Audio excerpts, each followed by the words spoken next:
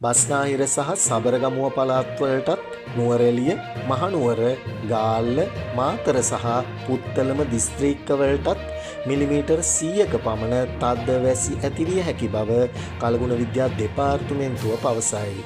සෙසු ප්‍රදේශවල ඇතැම් ස්ථානවලට පස්වරුවේ වැසි ඇතිවිය හැකියි. මධ්‍යම කඳුකරයේ බටහිර බෑවුම් වලටත් උතුරු මැද සබරගමුව, වයඹ සහ දකුණු පළාත් වලටත් සුළං වේගය පැයට කිලෝමීටර් 50ත් 60ත් අතර දක්වා ඉහළ යා හැකි වේ. කාලගුණ විද්‍යා දෙපාර්තමේන්තුව ජනතාවට දැනුම් දෙන්නේ තද සුළං හේතුවෙන් සිදුවිය හැකි අනතුරු අවම කර ගැනීමට පියවර ගන්නා ලෙසයි. මේ අතර හලාවත සිට පුත්තලම සහ මන්නාරම හරහා කංකසන්තුරය දක්වා මෙන්ම ගාල්ල සිට හම්බන්තොට හරහා පොතුවිල් දක්වා මුහුදු ප්‍රදේශවල නැවත දැනුම් දෙනතුරු යාත්‍රා නොකරන්නයි කාලගුණ විද්‍යා දෙපාර්තමේන්තුව දීවර සහ නාවික ප්‍රජාවට දැනුම් දෙයි. එම මුහුදු ප්‍රදේශවල සුළං වේගය පැයට කිලෝමීටර් 60ත් 70ත් දක්වා ඉහළ යා හැකිය.